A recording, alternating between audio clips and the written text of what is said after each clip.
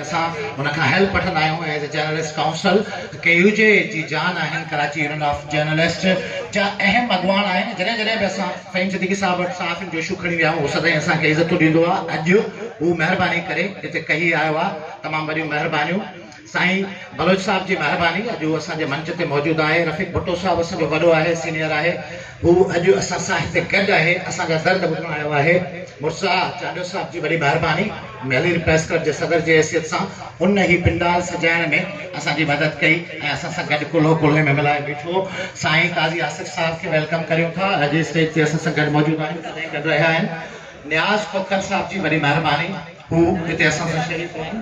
ऐं महेश कुमार साहब के वेलकम करियां थो, हू असांजे पिंडाल में हमेशह जीअं मौजूदु आहे। काज़ी ज़ुल्फ़कार साहब असांजो मरकज़ी वाइस प्रेसिडेंट आहे सिंध जो, हू असां सां गॾु हिन पिंडाल में मौजूदु आहे। ऐं सभु जेके कश्मीर खां कराची ताईं, ठठे खां बदेन खां, थर पारकर खां, उमरकोट खां दोस्त हिते नज़र अचनि पिया मूंखे, नवाब शाह, दादू, नौशरो, फेरोज़, खैरपुर, हर शहर जे प्रेस क्लब जा सदर, सेक्रेटरी ऐं सीनियर सहाफ़ी असांजे हिन अॼोके पिंडाल में मौजूदु आहिनि। तव्हांजी महिरबानी, छाकाणि त टाइम इंतहाई शॉर्ट आहे, बारिश के करे असांजो शेड्यूल डिस्टर्ब थी वियो।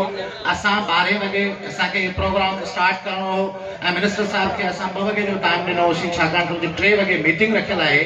इन करे असां जिते हुनजी महिरबानी आहे जो हिननि हालतुनि जे बावजूदु हिते पहुतो आहे। ऐं मुख़्तसिर करे कुझु इशूज़ सहाफ़ियुनि जा तव्हां सभिनी जे आॾो रखंदुसि ऐं हिन विच में मूं इंटरप्ट इन करे कयो आहे, तव्हां चाहियां पियो हीउ मौक़ो आहे, मिनिस्टर साहब असां सां गॾु वेठो आहे। जीअं मलीर प्रेस क्लब जो सदर मुर्तज़ा चांडियो साहब, मलीर प्रेस क्लब जा इशू रखी वियो, इहो मुंहिंजी ख़्वाहिश आहे त आउं सॼी सिंध जे सहाफ़ियुनि जा मुख़्तसिर करे इशूज़ सरकार जे आॾो रखां त जीअं असां हुनजे हल तरफ़ वञी सघूं।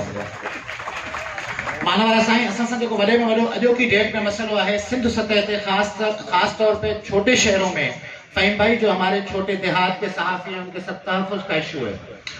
उन्हें ग्रांट से ज्यादा इंटरेस्ट नहीं है, लेकिन वो उनको जब SHO जब इलाके का पावरफुल बंदा किसी झूठे मुकदमे में फंसा देता है, उन पर तशद्दुद करवाता है या उनका कत्ल करवा देता है, उस वजह से उनको तकलीफ है, वो अदम तहफ़्फ़ुज़ का शिकार है। हम चाहते हैं कि इसका गवर्नमेंट नोटिस दे और ख़ास तौर पर सहाफ़ियों के खिलाफ सिंध के छोटे शहरों में जो तहफ़्फ़ुज़ वाली, जो तशद्दुद वाली प्रैक्टिस है या झूठे मुकदमात वाली प्रैक्टिस है, उस पर सिंध गवर्नमेंट कंसीडर करे और सहाफ़ियों के केसेस को स्पेशल ट्रीट किया जाए। ये इसमें कोई शक नहीं है कि सिंध गवर्नमेंट ने, स्पेशली सईद गनी साहब ने हमेशा हमें सपोर्ट किया है। जब भी हम उनके पास जाते हैं वो हमें सपोर्ट देते हैं और जहाँ जहाँ भी हमें उनकी मदद दरकार होती है उनकी मदद हम पाते हैं। लेकिन सिस्टमेटिकल सपोर्ट हमें चाहिए। आज के दिन में मुझे नोवल साहब, हाशिम नोवल साहब सामने नजर आ रहे हैं, मुझे कुछ 4 दिन हुए हैं, अब वहाँ मोरों में गए थे, उनको एक झूठे मुकदमे में गिरफ्तार कराया गया था और हम सैकड़ों सहाफ़ी वहाँ पर सड़क पे बैठे थे मोरो प्रेस क्लब के आगे। किसी पुलिस वाले के कान पे कोई जू नहीं रहेगी, कोर्ट से वो बेल लेकर वापस आया सुरखरू होकर, क्योंकि झूठा मुकदमा था। सैकड़ों और मामलात हैं जो मैं मिनिस्टर साहब के सामने और अपनी लीडरशिप के सामने रख सकता हूँ, लेकिन टाइम मुझे इजाज़त नहीं देता, इसलिए मुख्तसरन मैं गुजारिश करूँगा जो रेजोल्यूशन है हमारी वो उन पे आऊँगा। सिंध के मुख्तलिफ शहरन में सहाफ़ियुनि ते थींदड़ तशद्दुद, कूड़नि केसनि जहिड़े मसइलनि खे औलियती बुनियादनि ऐं शफ़ाफ़ियत सां उकलायो वञे। सहाफ़ियुनि ते थींदड़ हमलनि जा केस दहशतगर्दी एक्ट तहत दाख़िल कया वञनि, इहो सॼो मुतालबो आहे। तव्हांखे मंज़ूर आहे त जेको सहाफ़ियुनि ते हमलो थींदो, जिते सहाफ़ी ज़ख़्मी थींदो, जिते सहाफ़ी क़त्ल थींदो, उन केस में दहशतगर्दी एक्ट शामिल कयो वेंदो, छाकाणि त सहाफ़ी सोसाइटी जो चुरंदड़ पुरंदड़ फ़र्द आहे। उन ते जॾहिं हमलो थिए थो त समूरी सोसाइटी या मुआशरे में दहशत पकड़िजे थी। हिते अॼु हिन मौक़े जो फ़ाइदो वठंदे आउं सिंध सरकार जे आॾो इहो मुतालबो बि रखंदुसि त पहिरें मरहले में सिंध जे ज़िलई हेडक्वार्टर में मौजूदु समूरनि गैर तकरारी ऐं रजिस्टर्ड प्रेस क्लब्स के इतलात खाते तरफ़ां सालियानी ग्रांट वारो सिलसिलो शुरू कयो वञे। जीअं मलीर प्रेस क्लब जे सदर पंहिंजो मुतालबो रखियो, तव्हां लिमिट में ॾियो, जेका कैपेसिटी आहे ओतिरो ॾियो, पर जेके रजिस्टर्ड ऐं गैर तकरारी प्रेस क्लब्स आहिनि उन्हनि खे सिंध सरकार खे ॾिसणु खपे, उन जा इशूज़ ॾिसणु खपनि त जीअं असां पंहिंजे पोरित सहाफ़ियुनि खे थोरो हेल्प आउट करे सघूं। टी मुंहिंजी करारदाद आहे त पहिरें मरहले में तालके सतह ते असांजी दरख़्वास्त आहे, तव्हांखां मुतालबो आहे त जेके प्रेस क्लब्स आहिनि उन्हनि जी माली सहायता लाइ रिथाबंदी कई वञे त जीअं सिंध जी कुंड कच्छ जा जेके मसइला आहिनि सहाफ़ियुनि जा उन्हनि खे ॾिसी सघिजे। ख़ासि तौर ते सिंध सतह ते प्रेस क्लब जे नाले ते इख़्तिलाफ़नि खे ख़तमु करण लाइ असांजी तजवीज़ आहे तव्हां वटि, छाकाणि त कराची हैदराबाद खां हटी करे वॾनि शहरनि खां हटी करे नंढनि शहरनि में असां वटि इहो अलमियो आहे त इलाही सारा प्रेस क्लब्स खुली वञनि था। प्रेस क्लब्स जे नाले ते जालसाज़ी थिए पई, सहाफ़त जे नाले ते जालसाज़ी थिए पई। इंफॉर्मेशन डिपार्टमेंट इन वाले सां जेकॾहिं चाहे त पॉजिटिव किरदारु अदा करे सघे थो, को स्क्रूटनाइज़ सिस्टम कजे जंहिंमें असांजा जेके सभई सीनियर सहाफ़ी आहिनि इहे पंहिंजो आउटपुट ॾियनि ऐं उन आउटपुट खे इम्प्लीमेंट इंफॉर्मेशन डिपार्टमेंट कराए। उन में असां सहाफ़ती पेशे जो जेको वक़ार आहे उनखे बि बचाए सघूं था, उनखे बहाल करे सघूं था।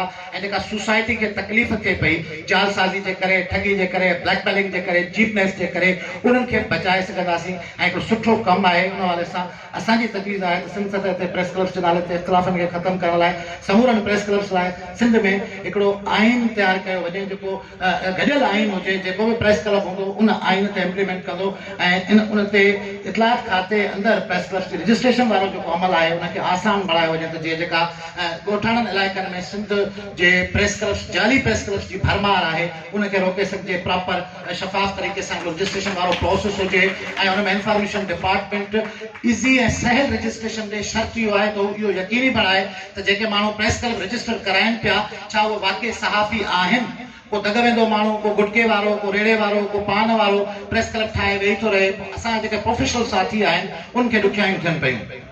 मुंहिंजी आख़िरी रिक्वेस्ट इहा आहे त इतलात खाते तरफ़ां जारी जेके एक्रीडेशन कार्ड आहिनि हींअर डिस्ट्रिक्ट हेडक्वार्टर्स में सहाफ़ियुनि खे मिलंदा आहिनि।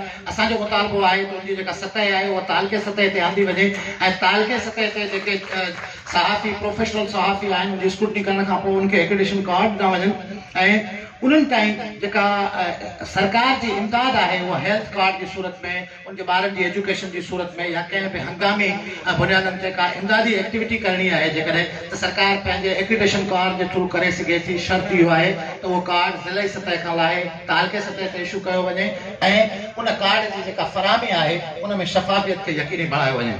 आख़िरी मुंहिंजी डिमांड हूंदी त सिंध में हर ज़िले में सहाफ़ी कॉलोनियूं क़ाइमु करण जी तजवीज़ आहे। असांजो मुतालबो आहे सिंध सरकार जो पीपल्स पार्टी जो अजे अटे लटे वारो नारो आहे तमामु बहितर अमल थींदो त सिंध हुकूमत हिकिड़ी अहिड़ी स्कीम मुतारिफ़ कराए जंहिंमें हर ज़िले में सहाफ़ियुनि खे घर ॾिना वञनि, अजा फराहम करण में उनखे सहूलियत फराहम करी वञे करे सघिजे थो। वॾनि शहरनि जे प्रेस क्लब्स खे इहे सहूलियतूं आहिनि।